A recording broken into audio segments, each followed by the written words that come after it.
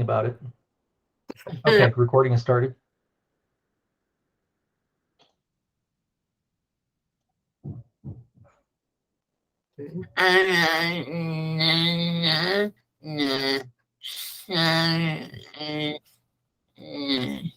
The what? The show? Okay. So Nick, the show is yours. Nick and Diva, go ahead and start your presentation. Perfect. Well, thank you very much. We appreciate the opportunity to get in front of you fine folks today. I'm Nick Brown. Diva and I both work for a company called Carbine. We're disrupting the industry with new next generation capabilities. We didn't prepare a PowerPoint. I wanted to be very sure that this wasn't going to be any kind of sales pitch. But what we do want to share with you in general is what the new innovations are bringing to our industry. And in particular, some of the capabilities that Carbine offers, among other vendors as well, are new next generation capabilities that can really empower the community with disabilities, especially when they call 911. And we want to show you our platform. One of the caveats that I'll mention too, there are other people that are doing this, and providing these services. So we really wanted to make this an educational thing about what's out there. I myself am the regional sales manager of Colorado. I live here in Westminster, Colorado, and I also have several other states that I'm responsible for. But living here, obviously, my top priority is Colorado, and in the next couple of years, I'd like to see Carbine's products in multiple 911 centers throughout the state. It really, truly brings innovation, and it helps find people and save them, saving lives, money, and time for the agencies that are let's not call it antiquated technology per se, but don't often have what the next best technology is implemented quite yet. So I did 12 years in a dispatch center. It's called Salt Lake Valley Emergency Communications Center in Utah. I did 12 years. I was a supervisor there. It's a large consolidated center with 150 plus employees, and they're the largest PSAP in all of Utah, and handling about 33% of all of the calls in the state, on 911 calls in all of the state. I then went to Motorola for 9 years, eventually started managing a team of administrators that worked in some of the largest PSAPs in the country, LAPD, for example, Las Vegas Metro PD. And so I'm intimately familiar with 911 in a lot of different states, and I've been really dedicated to bringing the new innovations and technologies, which is why I ended up choosing Carbine, because I really think what they do has proven itself time and time again. So with that, what I'll do is turn the time over to Diva. Some of you may know her, but I'll let her introduce herself. And then we're going to do just an informal demo of one of our products, Universe, and kind of talk about some of the capabilities that are available to 911 centers throughout the nation. So Diva, you want to take it? Yeah, thank you, Nick. Hi, everyone. I'm Diva, and I'm a sales engineer with Carbine. Been with the company for about 1.5 years now. Some of you may recognize me. I come from working at Aurora 911 for 19 years, so have some PSAP background. And one of the things I think that really drew me to Carbine was just the technology and being able to locate people who are calling, to have to be able to use the multimedia functionality that's in all of our smartphones to communicate with 911, and to even be able to do that when somebody hasn't dialed 911 or is calling on a non-emergency number. And so that's really important, because right now we don't have any of those capabilities now. And I think that the technology that is out there can not only help call takers understand what's happening and provide better service, but really allow the caller to feel that they are able to effectively communicate with the 911 center, who they are asking for help, and feel that their needs are being met. So that's what's really important. So I'm going to go ahead and share my screen so I can show you the product. And I must apologize, I am at a hotel right now, and hotel Wi-Fi is not the best. So please, hopefully it all goes okay as far as connectivity. I think what I'm going to do though real quickly here is just go ahead and shut off my camera just to make sure that you guys can see my screen okay and that we don't have any glitches. But if at any time anyone has any questions or anything, or if you want to put them in chat and Nick can also kind of help facilitate some of the questions, let us know, okay? So this product is one that we are targeting to some of our public safety communication centers throughout the country. And it's one that it's meant to help assist those 911 centers, meaning that they don't have to replace any of their current equipment or software that they are using now. This would just sit over the top of that and give them an additional layer of how they communicate with their community. And so I'm just going to do a quick demo just to kind of show what that looks like. This is going to be the application that the call taker would see in the 911 center. And when somebody dials in on 911, the phone number can automatically populate in here. Or if, for example, if I called a non-emergency number to report an accident and I don't know where I'm at, then the call taker can send me a text message. And through that text message, I can click on a hyperlink and then be able to share my location with the 911 center. So we're going to just demonstrate what that looks like. So if, again, I'm in an accident and I've dialed a non-emergency number, but maybe the person who is involved in the accident, I think they may have been drinking. And so I need to communicate my location and I don't know where I'm at. The call taker is going to come in here, input my phone number and send me a text message. So that text message can go either through SMS or through WhatsApp. So if for some reason the caller does not have cell communication, but maybe they are connected to Wi-Fi and they use WhatsApp to communicate, that message can also go to WhatsApp. So the caller will receive a text message that has a hyperlink in it, and the call taker is just going to instruct them, click on the hyperlink, and the caller will share their location. The phone will ask permission to share location, and then they will also ask permission to share their video. So right now what's happened on my screen, on the call taker screen, is I am now getting location information. And this is a Google map that I have, so I can also switch this to a satellite view as the call taker. So if I need to see a little bit more information about the area and where my caller is at, then I can view that using some of these aerial maps that we have. And down here at the bottom, what I'm getting, I'm going to just zoom in on this a little bit so you can see. Down here at the bottom, I'm actually getting what we call a dispatchable address. So an address of where the person is going to be at, as well as an accuracy. We're getting altitude, which altitude and elevation can help us determine if they're in a multi-story building, how high up are they, or if they're up in the mountains, something to that effect. It's something that 911 doesn't currently have access to now. Speed, so if the phone is moving, if we're in a moving vehicle, or if I'm walking down the street, then my phone is automatically sending location updates into Universe, and then I, as the call taker, can actually see where the caller is traveling. And right now, as you can see, this is the hotel that I am in. So you get an idea of the area. This being aerial views, though, there's a lot of green grass here. Right now, it's covered in snow. Let me tell you, it is chilly here. Okay, so I am in Arkansas right now, and this is showing my location. So this is one way that our callers can quickly communicate where they are at. If they don't know their address or don't know exactly where they are, this is how we can quickly get their location. And as you saw, I got that within probably 30 seconds or so. I was able to get that location.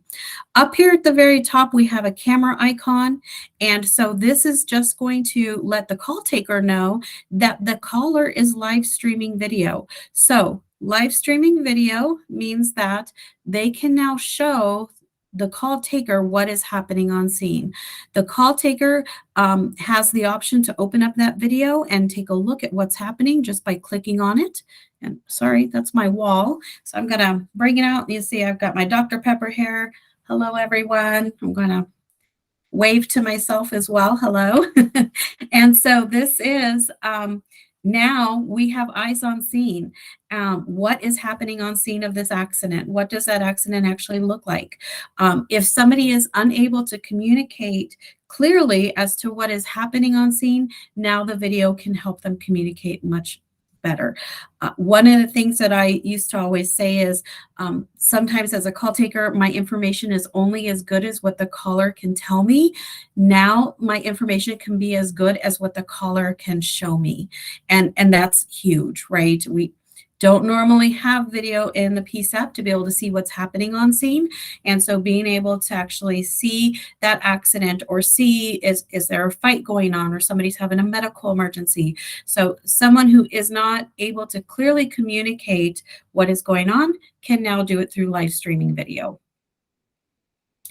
Now, this video can also be shared to our first responders. So as a call taker, I can come in here and do a copy event link. And then I can come and I'm going to just take and paste that actually in our chat right now. So for those of you who are in the chat, you can actually click on that link and see what the caller, I'm sorry, what the first responder would see. So those of you who are on, and if you go into the chat and go ahead and click on that link, you'll be able to see our Responder Connect. And what that's going to show you, I'm also just going to do it. It's going to open in your web browser. I'm just going to do it here on my computer. So those of you who maybe haven't clicked on the link, you can also see. It's going to open up to a map showing the location of where the caller is at. So this would go out to the police officer that's responding to the accident or the firefighters who are responding to the accident.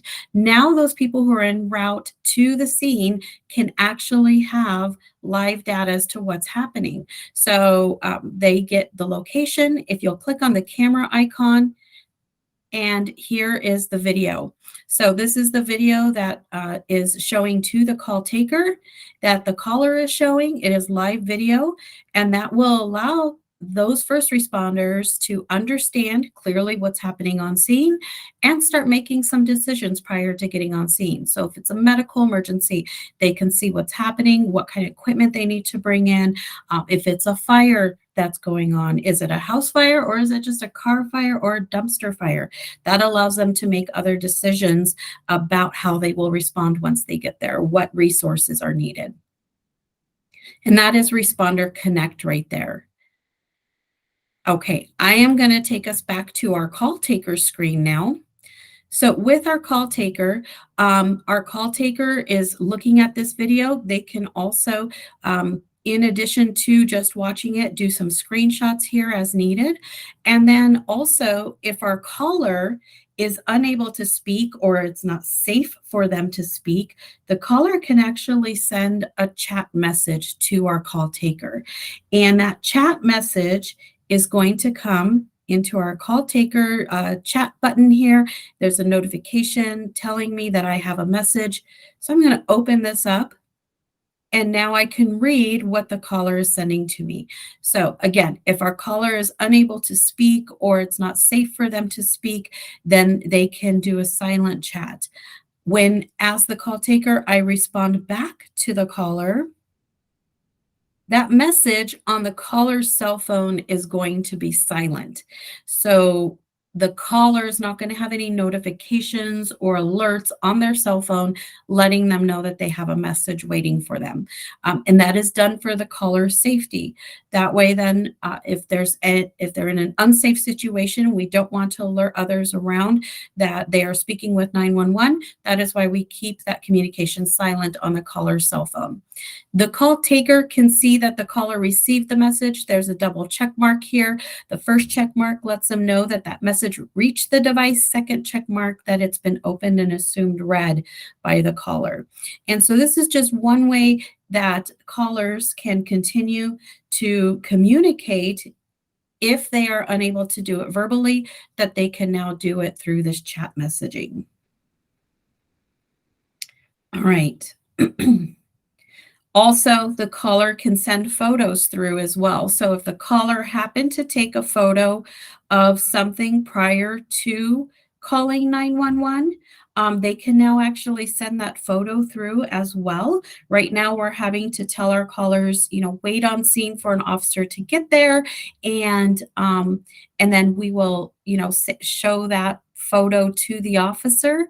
But through this chat, the caller can actually upload a photo from their gallery. So, and then the call taker can see these photos. That's my dog Oreo, for those of you who are wondering.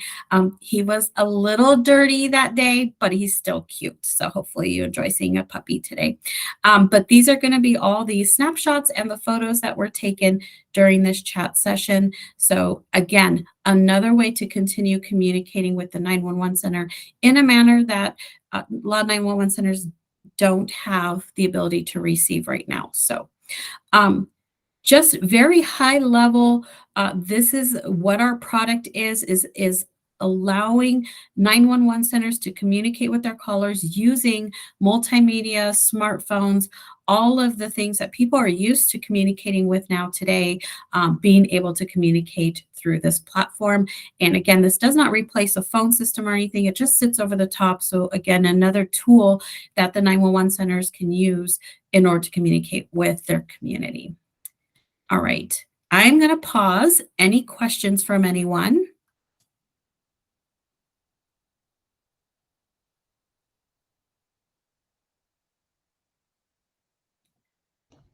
No questions? Eva, there's a couple questions in the chat. Marshall asks, Okay. have you worked with reverse 911? And I guess as a corollary to that, or any other emergency notification service? Yeah, no, we have not yet worked with any of the alerting systems just yet. So, however, that being said, we do have a partnership with a network. So for an emergency disaster, for example, if there's been a flood or a hurricane system, we can actually go and bring in, we have a partnership that we can bring in some satellites and be able to start networking up really quickly. And then through Universe, be able to outreach to people to reach their cell phones within a certain area, to send out a message and be able to say something like, are you injured? Reply back, that type of thing. But that's kind of deployed on an as needed basis, but we do not have any integrations just yet with a larger reverse 911 or mass notification type of system yet. There was also a question about iPause Amber Alert. We'll show a video. We don't have any integration with them right now. We are an open API as well. This again is an over-the-top solution, but this is an open API. If Diva were to click on our intelligence pane real quickly, we can ingest anything that's IoT, so any IP-based communications. So let's say you have a traffic camera or something like ShotSpotter, which identifies gunshots automatically, or even OnStar. We can interface with them using this intelligence pane and have all of that, up to 12 different things in a single platform using the intelligence pane. But one of the benefits of this product, so we do, Rapid SOS provides the advanced mobile location from cellular devices in all 911 calls in the United States. We do that in other countries like Rapid SOS. So here they do it. And we integrate with them to get that initial advanced mobile location for 911 calls. One of the benefits of our products are that we can also get that exact caller location on non-emergency and outbound calls as well. And so we've had some successes with, domestic situations, kidnappings, because we can silently send this text and get their location, even if they didn't call 911 in the first place. And sorry, did I cut someone off?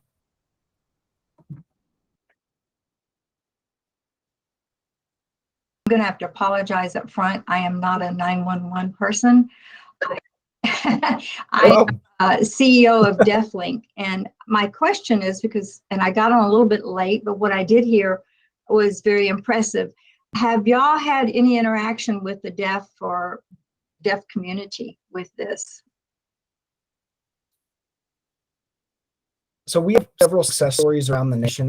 Some of the benefits are if they call, 911 right there, and let's say they don't have TTY. We've had situations where they open that two-way verified chat, and unlike text to 911 where you don't know if it went through on either side, we have that immediate ability to respond. So we have had people that not only could not speak because of due to a disability, but we've also had people that cannot speak due to safety, and we're able to effectively communicate with them and gain situational awareness to send the right response in a much more timely manner, as opposed to sending someone out there to see what's going on and then just hope that that was the right response. Does that help answer that? Well, actually, when I say deaf community, I'm talking about deaf who rely on sign language. And TTYs are usually used by deaf that can read and write English. The majority of the deaf population depends on sign language, which I know Cheryl's going to get on to me for this, but real quickly, just tell you, American Sign Language has no roots in English. It's the third most taught foreign language in our college, and it's one of the few languages in the world that has no writing system. So I was really leaning towards your video capability. Not that I expect your operators to know sign language, but trust me, in an event, they're able to get, if there's video connection, getting the message across to you in most situations. So that's why I was asking. I'm working with a county on their 911 for this particular population, and I was just impressed. So I wanted to ask. Yeah, I'm not aware of a specific incident that's been shared with us from our customer base, but I'd imagine it's been used in that manner. The only limitation right now would be that it only allows the one-way communication from the caller. So they could potentially be signing, and we could be ingesting that video. And if someone was able, ASL capable, they would be able to relay that information. We just couldn't speak back in that manner because the video is only one way. Diva, anything? Yeah, and I understand the one way. It's I'm just getting this information to this population would be a challenge as well. They probably don't even know if this is out there if you have clients that use this. But I would love to talk to y'all about that, because that's a big plus on what we're seeing with people who are deaf that rely on sign language. So thank you for tolerating me. No, please. We like the interaction. Any questions, please interrupt, raise your hand on the Google Meets or whatever. I'm happy to answer any questions. Marshall. Okay, I'm trying to be good. So I heard Kay mention that she is from DeafLink, and we observed some of the work that's being done in San Diego, right, with DeafLink and with the reverse 911 and the issue. And I'm here at FEMA, Nick, just for your edification. Tony and I are here, but one of the things we are still trying to figure out is there's so many people that have to self-report, right? How do I get to those people who have not self-reported, that are not in an opt-in system like reverse 911? I mean, if you have any insight, that would help me move forward in some of the challenges I face. So ultimately, and you could see in the demo right here, one thing about the Carbine platform is all that requires is a cellular device that has a browser. So once the text message goes through to them, they simply click on the link, and whether it's Safari or Google Chrome, whatever is on the device, that'll pop open, prompting them to share that location as well as the video access to the camera. And the great thing about that is that you don't have to have a previous sign up. In fact, we've had a lot of calls where people have called in, they have no idea where they are. We're in a lot of mountainous areas. I just had a successful pilot that turned into a commercial agreement in Summit County, Utah, because they couldn't locate people on the mountain. They have a bunch of travelers from out of the country that have no idea where they are. So they don't have to opt in for anything prior to it. They just have to call 911 when they need help, or the non-emergency line, whatever it may be. And all these capabilities become accessible from that device, even under areas with very little cell coverage as well. So we don't need them to sign up for anything. Nick, No, thank you very much. may I say something to Marshall? Marshall, this is Kay Chido again. And we're part of the IPAWS architectural structure as well. But the population that I'm so excited about your video part, and plus I love Diva's name. I really want that. uh, I thought that was fake. I didn't believe it. and that's her. Sorry. It's real. It's real. Marshall, for the population, and this is one of the things you know who Antoine, Johnson is, you know who Antoine is. Yeah, I work directly Okay, for yeah, I love. That's why That's I'm why on I the pick call. on him a lot. But anyway, this population isn't going to know even to register. Reaching them deaf, blind, literacy challenged. And that's why it's so important that this is given in so many different modalities when you're talking FEMA related. Even the majority of this population, and I'm in San Antonio, and we're talking about 8%. It's about 116,000 that aren't going to find your information, or NICs or divas. And your information is so important, especially the services that I'm seeing that NIC and diva are showing, that if I'm deaf, and I'm going to use a real life situation, I'm deaf and I'm in a sex trafficking group, but they're not really too worried about me because who they think I'm going to tell, because I don't read and write. I only use sign language. So this video capability, if someone sent you a video, even if you had to take moments to call an interpreting agency and show it to them over your Zoom call, they can tell you exactly what that person's saying. And we have run into those situations. And Marshall, with yours, to go and sign up for services and stuff, I'm not going to find it because I can't read your website. This 8% of the population that we're serving in San Antonio, well, across the nation really, but in San Antonio, if I don't have a computer, why would I have a computer? I can't read and write websites. But once you get that information out there, word of hand is going to travel, especially like, oh, I can call 911 and I'm in a wrong situation. I can video me and send it, and it's private and they're going to help me. And for you, Marshall, we actually need to have lunch and margaritas. Tell Antoine. Me too. I joined. Can. Yeah, that sounds like a good plan. I owe a bunch. A good plan. I'll talk to him tomorrow. I owe a bunch to. No, that's And it's interesting you should say that too, because we do. So even if it was that initial call, not only would we have their advanced mobile location, but we save everything in a data repository. So even if that call ended and we didn't know what was happening because the person on the video, or, on the other receiving end of the video didn't speak ASL, or excuse me, communicate via ASL, they would still be able to show and send that recording to someone and then get an idea of what had happened during the time. So they would be able to, reactively make moves based upon what they were able to find out. So. And that is the big thing. That truly is. And I think that we need to talk. I'm working with Bexar County Metro 911 here in San Antonio in Bexar County area. And it was because they've realized that deaf don't have access to this. And they, we have a new text messaging.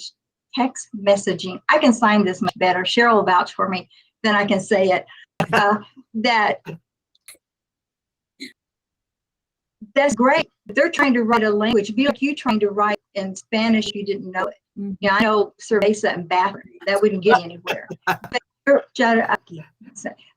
It would eat you a beer in the bathroom, in all fairness. right. So that I really would. I'm excited, and because there's if they can't text to us, okay, we can't help them. No, I mean, and what you're talking about really puts a part into the puzzle that we're dealing with for this segment across the United States. And it definitely goes over in Marshall's area. And we need to talk. But yeah, let's set up a call in the next couple of weeks. We'd be happy to join and discuss this further. And one of the places we're working on right now, in fact, the reason why we wanted to get ahead of this committee is because we are in process working with Denver to deploy this at some point. We're going through a vendor risk assessment, all the ins and outs of the IT group and everything, but we're working on deploying one of the biggest cities in the West. So. Yeah, I'll be seeing Cheryl in 2 weeks in Colorado I'm doing a workshop there. So yeah. And Cheryl, did you have something? Oh, I do? I have a friend who is blind. And she calls. And And she was what? Mugged. Mugged? And she was mugged. No. So she called 911. And the contact center asked her, is he still around? She didn't. She said, I don't know, I'm blind. And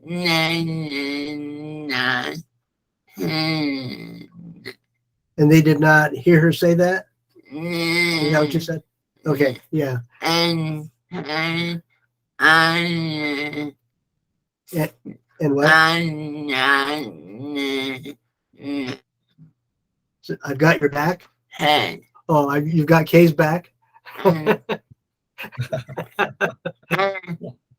I depend on. And Chad?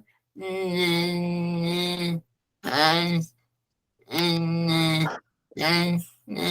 you have any questions, Chad? Is there another chat or just me? Oh, just you. There's only you, Chad. Thank you, everybody. I apologize. I hopped on a little late. I was on an accessibility council meeting here at Regis. So I got in a little late to our presenters there. What is the accessibility for text-to-speech users, both on a computer or on a smartphone, for this technology you've been discussing? I apologize if you said earlier. No, it's okay. So what we do is what the platform does is it sends a message to a smart device. So as long as that smart device has some sort of a a phone number one that we can send a message to, and either has the capability to receive an SMS message or has WhatsApp installed on it. And so through those two mediums is how we get the text message to the caller or to the person. So if that's on a smart device, or if they've got something set up through their computer to receive SMS message and they have a phone number we can send it to, and that is how we get that link or send that hyperlink to the caller or to the person in need initially, and then they click on it from there. Once they click on it, it opens in their web browser. So again, they just have to have that device that supports a web browser and can send information. So typically that's going to be smartphones or iPads. A computer, possibly, yes, it could do that as well. Again, as long as it's got the ability to receive that text message initially. And you said complementary. So, I mean, if it's a straight text message, all smart devices should have that capability of reading that. But you brought up, and WhatsApp is about 85% accessible. So that's good. But you did bring up a link. So would somebody click on a link there? And if they did, then obviously my follow-up question is going to be, is the information on that web page going to be fully accessible? So it will open up in the web browser, and I'm sorry that I'm not able to share my phone screen because with the Wi-Fi here at the hotel, it doesn't allow me to share my phone screen. Nick, are you able to share your phone screen to show them what that would look like on the caller end? Yeah, let me see if I can do that. Real Okay. quick. If Nick can show you. I should have introduced this. I'm completely blind too, so I'm a text-to-speech user. Okay. Let me see. I will demonstrate, but of course, speak through it. Yeah, so it will open in the device's web browser, and then from there, they do have to enable permissions to share location and to share their camera. And once that is done, then the browser itself, it opens on its own, and then there's streaming that's happening. It's actually recording what's happening on scene and sending that back to the 911 center. Now, I apologize for my ignorance, but I'm assuming that maybe you have voice prompts or something that helps you to use your smart device. I'm an Apple guy when it comes to personal devices, so I use the built-in program VoiceOver, so it's different gestures that you use on the phone. However, the link, like whatever, aside from the platform, when I go to that link, it doesn't matter what web browser that's opening it up. It's what the content on the web page is. Okay. So it's still one of those things. I'm just wondering, once that link is opened up, yes, a video might be activated, but are blind and visually impaired people, or honestly, a larger Yeah. portion of the people are people with processing conditions, people that use text-to-speech programs. Are all of those things going to be accessible, or are the buttons not going to be labeled correctly and things such as that? Right. Because in emergency situations, you don't want to be figuring out how to use this platform. Yeah, and I'll be honest, I have not come across that yet, so I don't know. I know that probably our development team would know, but I think the best way to find out would be if I were to send you a text on your phone, if you would like to test it with us and see if that's going to be usable for you. Yeah, I would can you do send that right now. too? Send me it real quick, and then I'll drop off, and we can do one directly, Chad. Okay, sure. Your phone number, Nick? 801 Uh-huh. 891 4299. Okay, and if anyone wants drinks with Nick later, remember that phone number. Yep. I'm very No. well. Get hold of him. I'm I'd be all- more than happy. I check a lot of stuff, and for something this important, I'm okay just offering my services. Yeah, absolutely. Outside of a 911, outside of emergency stuff, I charge a little bit. But for 911, when we're talking about human safety, Yeah. I'm more than happy to check it out for you and give you some feedback. So Chad, Yeah, are you Braille? Do you use refresh Braille readers? I don't have one right now, but I'm a Braille user. I wouldn't be a fluent Braille person. I know the code. Well, I have deaf and deafblind that work for me. And again, we're talking, and people get upset with me for saying this. So Chad, I owe you a margarita already. I'll give you one of Cheryl's. I owe her a lot. She can spare that. To us, one of your most vulnerable populations are deafblind when it comes to access. And thank you for not being upset with me, Chad, because I've had people, don't say that about me, Kay. Okay. But in our experience, and so when not only the deaf community that relies on sign language, people who are deafblind and those that use Braille, getting to 911 can be a challenge. And I would like to, but here's the big thing. Let's say you made all of this wonderful tomorrow and served all these populations. Getting that information out to these disability populations, they're not going to go to a website and hear about it. They're not going to read it in an email. They need this done in modalities again. And this is something we can talk about another time. But Cheryl's laughing because Kay's doing it again. But I'm excited about what you're doing because it's part of the puzzle that's out there for this community. But we do have deaf-blind that, of course, won't know anything who you are until you let them know. Right. But I'd love to see if you're accessible, the 911 call and reply and through readers. Yeah. Yeah, I'd be more than happy to work with that. And I'm going to be on my pulpit for a second, but a lot of the statistics we have with disabilities are true, but we want to increase all of those a minimum 5% because there's a lot of people, because of society and communities and their cultures and their families, don't identify with those. So I always tell people when we're talking about people with disabilities, when we're talking about numbers, we want to increase those a lot more. The numbers we're looking at are actually a lot higher, but because of situations people are put in, they don't identify that way because they're scared to and they're worried. But yeah, it's a tough thing. And, for me, I'm all about accessibility. And I think everybody deserves that equity. My big speech, I always say, equality is when everybody gets a pair of shoes. Equity is when everybody's shoes fit. And in the middle of emergency, I really need my shoes to fit. I got to step away for 1 second, but if you guys need my phone number to send me information, I'd be more than happy to check and give you that. Yeah, let me get that phone number from you real quickly. Sure. Yeah, this is great. I love it. Thank you guys. And I love that you work with Deadline and Hearing Impaired. It's awesome. Yeah. Okay. What is your phone number? 402-305-0691. Okay. I will send you a text message here in just a few minutes. I'm going to let Nick explain a few things, and then you'll be getting a text message from me. Wonderful.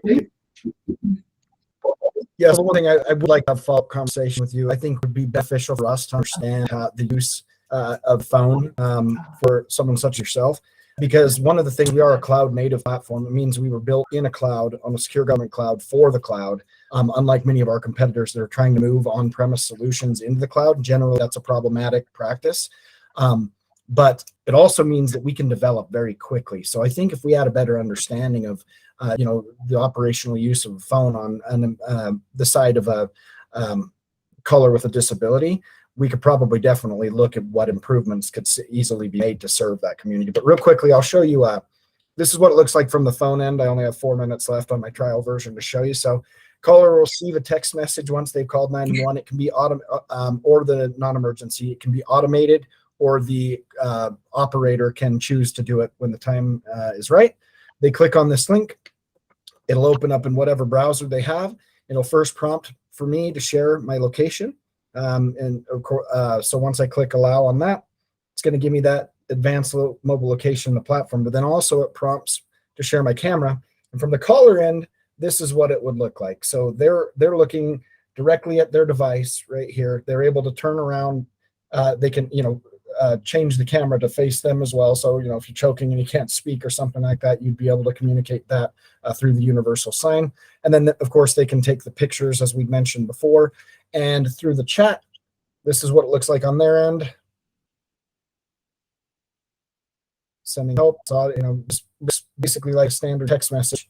And that's also where, if they previously took a photo of perhaps something that occurred, or the suspect in this particular case is a mugging or whatever it may be, they can go into their photo library and would be able to upload it. So that's kind of a general view of what it looks like from the caller's perspective, if that's helpful.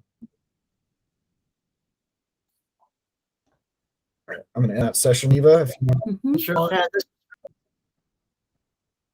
Just rolls her hand a while. This is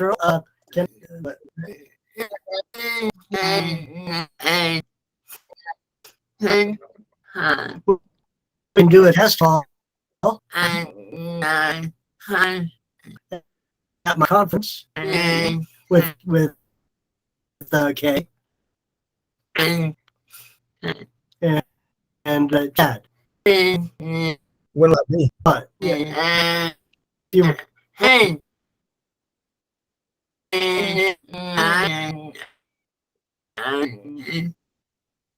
with that, he's lying. I'll tell me when it is. Perhaps to bring in some refreshments, and Dee and I can come see you all in person if it's local to Denver.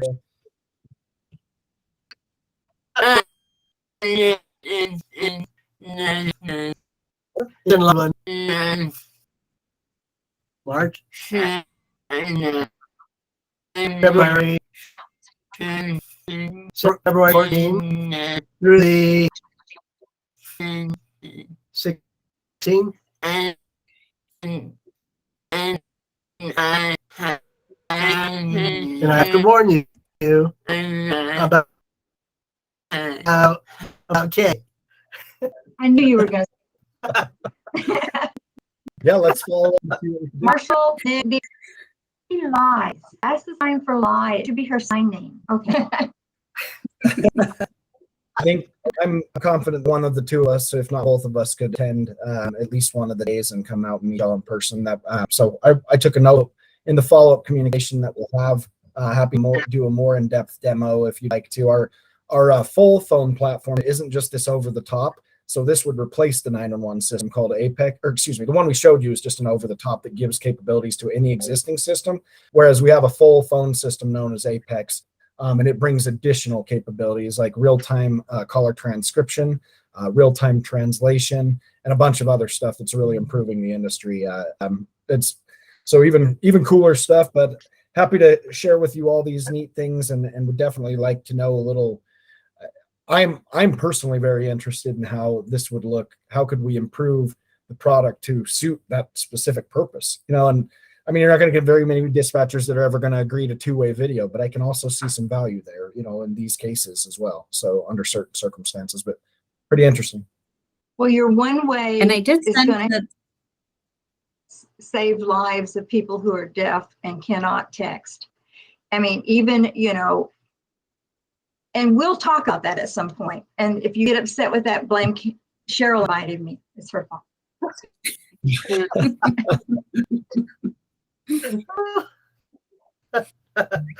Any other, I'm happy to set up. We didn't want to hijack the meeting. Certainly didn't want to make this a sales pitch. Just really wanted to show you folks what's out there and what may be coming in the near future in this metro area here in Colorado. So even Nick, you probably said this during presentation. I'm sorry if I missed it, but is this a product that ties into the phone system, or is it part of the phone system, or is it part of a CAD system? How does that integrate into the piece?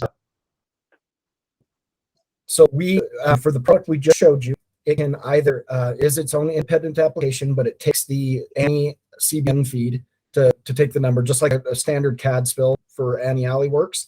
So we ingest that and automatically can take that phone number, and the application itself can either sit on the phone system, the actual console machine, or the CAD system. Generally, we deploy on CAD for the over-the-top because a lot of the phone systems like to lock their machines down. They don't want anything else on it. But that's how it would sit. Apex, on the other hand, would completely replace a phone system. So Vesta, Intrado, whatever it may be, we replace it essentially. So you have a it really depends on the standalone product, but You have a Universe standalone and you itself- have a replacement call handling equipment system. correct, absolutely. Yeah, cool. Thank you. My pleasure. Bye, Kay. And I didn't chat the message, but he has not, I don't think he's looking at his phone. So I don't know if he's going to replay back or not, but we might have to try to sync up with him later and see how that looks for him. So. Well, I'm excited. Thank you, Cheryl. I appreciate it. It was nice meeting all of y'all, and later I can teach you all the dirty signs and margaritas. You got yourself a deal, Kay.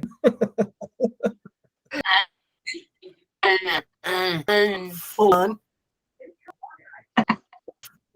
So, Chad, he's not at his desk right now. Chad, come back.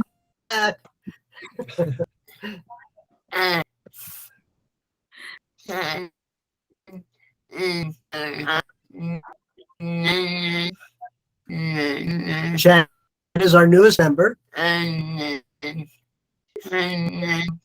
what, Cheryl? On this committee. He what? He works for. There he is. Oh, there's Chad. Hey, sorry, everybody. I just come in.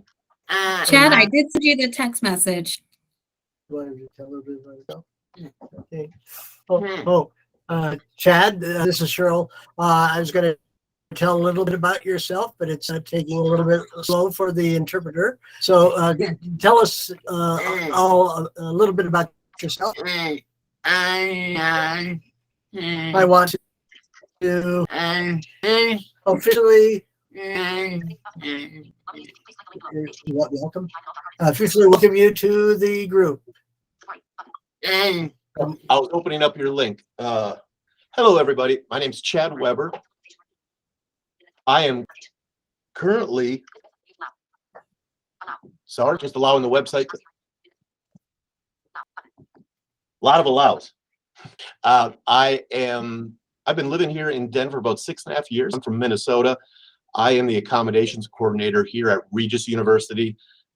Just kind of why it's so passionate to me, accessibility. I personally have ADHD, I have PTSD, and I also have lost my vision 19 years ago due to a condition called Leber's hereditary optic neuropathy. I'll call it LHON from now on because one, it's really long to say. Two, people sometimes ask me to spell it, and I don't know how. So we just say that. So since then, I've been using technology. I dropped out of, this I think is important why I'm so passionate. I dropped out of my master's program 3/4 of the way through it because I had lost my vision. And somebody I went to school with was blind since birth and using school next to me. So obviously sometimes disabilities can overcome the way that we process things, and our brain is very powerful. So, but I've been using different alternative technology for many years. I've worked for Voc Rehab for many years, helping people find sustained employment. My goals with that is always sustained career employment. I was never there to get somebody a job. I think that's just kind of checking a box. I'm very passionate about having people change their go for whatever they want. You know, we just got to find a different way to do it sometimes, and we all do things differently. And I often use a pancake example. Have you ever asked the person at IHOP how they know to flip your pancakes? Never did. I'll tell you what, I know 4 different ways to make pancakes off the top of my head. So, so I love it here. I make sure I work with students. I've been kind of trying to bridge out into the community a little bit to kind of bring some of that passion to that. So I got a lot of different backgrounds. I do some presentations on my side. I do some consulting on the side as well. But, you know, anything I can do to help out the community. And what has been upsetting me lately is my last little pulpit is the letters DEI being passed around way too often, because the last word is inclusivity, and all the DEI programs I've been seeing, I'd say about 50%, if not as high as 80% of them, never include people with disabilities. And that doesn't sound very inclusivity to me. So yes, I'm very happy to be on this group, and I'm really happy to meet all of you. So thank you for this opportunity. Looks like so far I'm opening stuff up pretty well on the phone too, but I'll get you guys some feedback on what I get here. It's a Yeah. pleasure. Cool. I'm actually going to share my screen again real quickly here. Uh-oh, we got problems right away. I'm sorry to break it to you. Uh-oh. Is it sharing? Taking a minute. Okay, here it goes. So it looks like you've got your location, 3333 Regis Boulevard. And we are seeing some video. There we go. You have 2 labels on here. You have 2 buttons on here that aren't labeled, so I don't know what they are. Okay, okay. So I'll have to look and see about getting those labeled then for you. Not just for you, for everybody. Yep, we have a live Okay. session. Looks like it's been going for about 3 minutes, 17 seconds. Mm-hmm. Emergency services.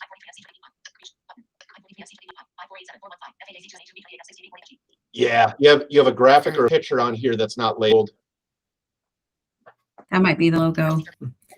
We usually put an Yeah. agency logo on there. Okay. Yeah, so there's just a few things that behind in the coding there. Just needs a few things done. You need some buttons labeled, some of those graphics. It's one of those things too, because in an emergency, Yeah.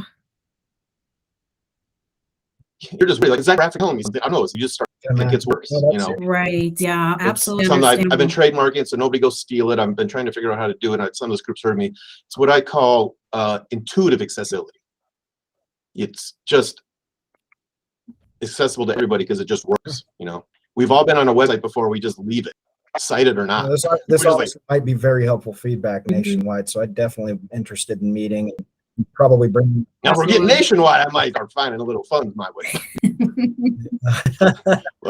But no, yeah, please. You've got my number. Let's figure this out, because people safety is my number 1 concern. That's when we can continue to fight for equity when we're live. So. Absolutely. Daryl, I can just take the email addresses that were included on the invite, or Cheryl, I don't know who says, yeah, I can just send something out blanket wide if you'd like that way, or would it be better just to send you my information, Cheryl, with Divas as well? Yes.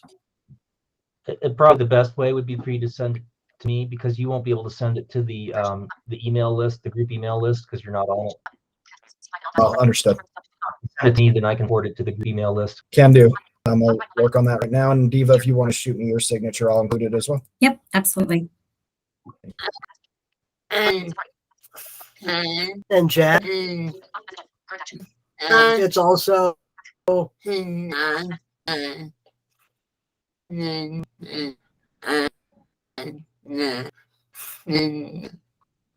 is Chad? And Chad is also speaking at the conference. Nice.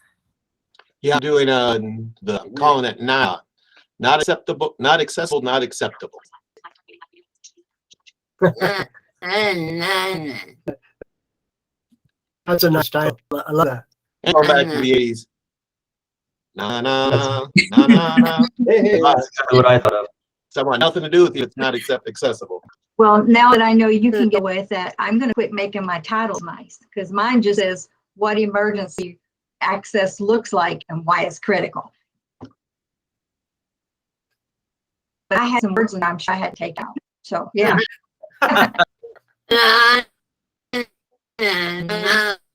Well, I'm surprised. Yes. So Okay.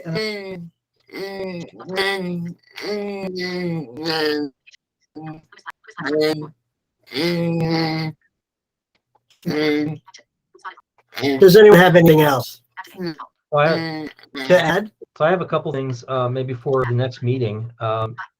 Following the great presentation that Kay did fairly recently, I really feel like this committee might be the starting point, maybe not the end point, but the starting point for maybe talking about the development of some training materials for our 911 centers in the state for how to, knowing, based on Kay's presentation that people who speak sign language as their primary language may not type it the same way, or if they may not even be able to type English, but if they do, the syntax is different and the meaning might be slightly different. I think putting together some training material for the PSAPs to share with their telecommunicators might be very helpful. I don't know, we don't tend to get a lot of participation in these calls, so I don't know that we have the right people to put that kind of training material together.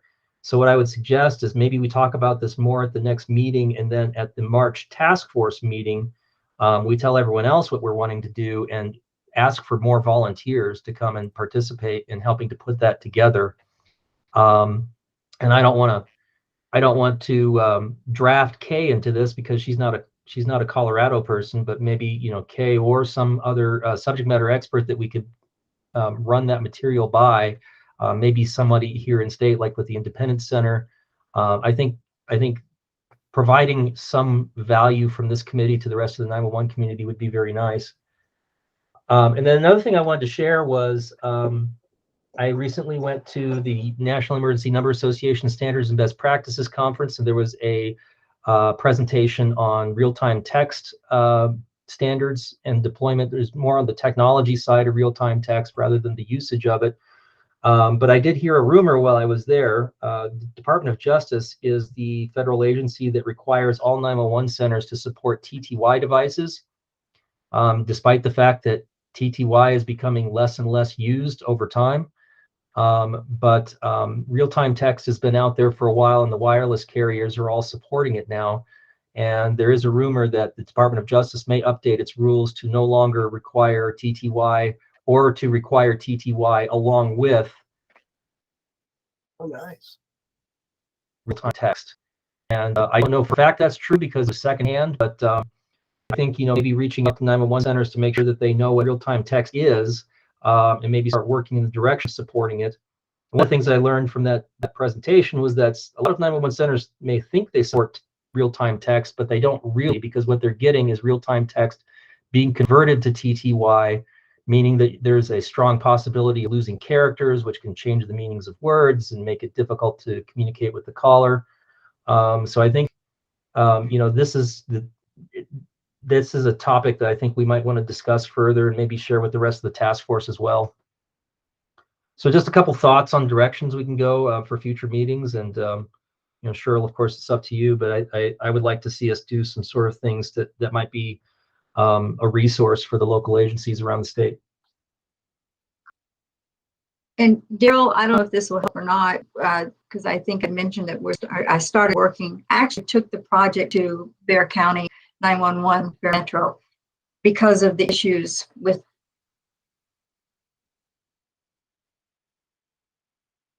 go through my workshop. They can call 911, but the thing is, TTYs, because you're required to have TTYs in there. Most of the people now are using voice over phones. TTYs are usually people that can hear. I mean, they can't hear, but they can talk. So they talk for themselves, and you know how it works. I'm sure you know what voice over phones are.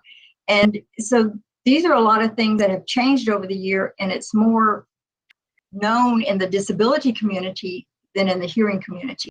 And this is the same thing with people who are deaf. When here in San Antonio and Bexar County, they were saying, oh, we have text. So being the nice person that I am, do not say anything, Cheryl.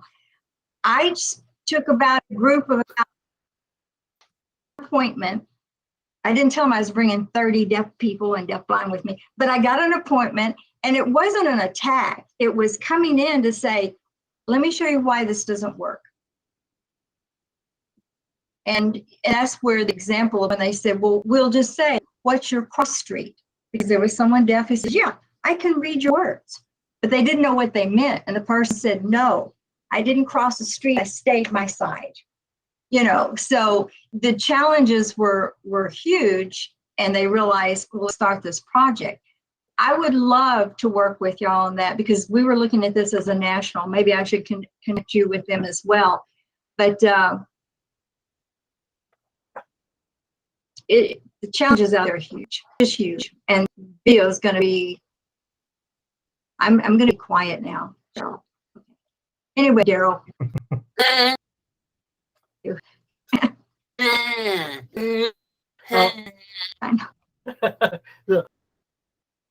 Darren is there. Oh, this is really. This is a little black and white cat. She doesn't like to leave me alone when I'm on voice calls. She thinks I'm talking to her. Yeah. Well, you'll see. Oh my goodness. You'll see. That's enough. That's on the screen too. So from time to time. Please forgive me. Oh, Chad, I want to tell you, I've never heard that analogy with the shoes before. I really like that. I'm going to be using that in the future. I forgot. My brain is kind of file stuff away in my head all the time. That's not my original. I know I got it from somewhere, so feel free. Yeah, it's one that seems to find people a way to connect with it a little better. Forgive me all. I didn't want to drop abruptly, but thank you so much for the opportunity to meet with you. I look forward to a follow-up, but I'm late to a call that I was supposed to be on at the top of the hour. So Thank you, Nick. All right. Get ready. take care. It was nice. Nick, Diva. I'm changing my name to this one. That's fine. But anyway, it was nice meeting you. Take care. All right. All right.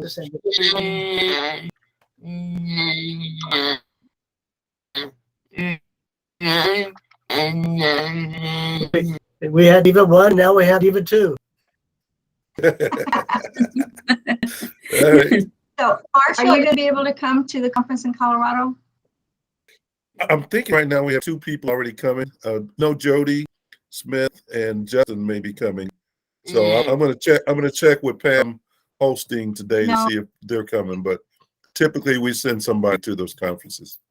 Well, you know, you should come. It will be fun, and the weather be. You know, it's like almost 70 here in San Antonio. I don't know to Colorado God, in to the say middle that. of winter, but okay. My daughter lives there, by the way. But so I'm okay with it. But I look forward to meeting you and go in and tell Antoine that I need to talk to him. I got his phone number. I need to talk to him about what he and I talked about. Deliver it. Okay, I will call him today. All right. See you Yeah, later. Nice meeting okay. you. All right. Thank you. And Cheryl, Chad, and Diva, I hope we see y'all there. And thank you, Cheryl. Thank you, y'all. Thank you. I'll pick on you later. Have a good day. Bye. Thank you. Is that the end of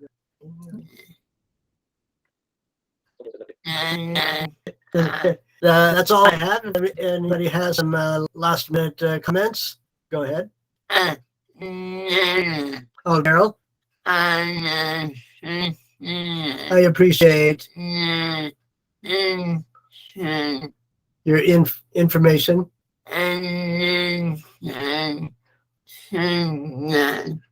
And you can put that for our next meeting. Very good. Thank you. Appreciate it. I'm done. Let everybody go and have a great rest of your day. All right. Thank you. See you later. Bye.